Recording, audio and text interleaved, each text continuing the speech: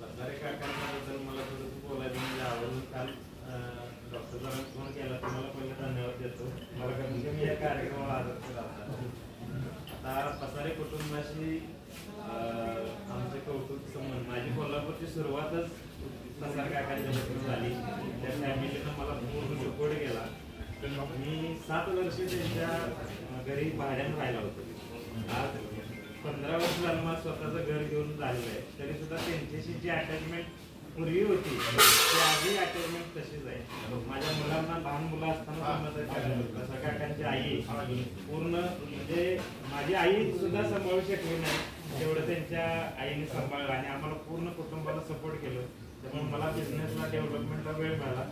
सुरुवातीचा जो struggling period होता ते दोन मावशीने काकांनी एवढं प्रचंड सहकार्य केलं म्हणजे जे मला माझ्या कुटुंबाकडे अपेक्षित होतं. पण ग्रामीण भागात तुम्हाला माहित आहे शेती आणि बाकीच्या अडचणी असल्यामुळं मी आईला फार विनंती करतो, आजही करतोय.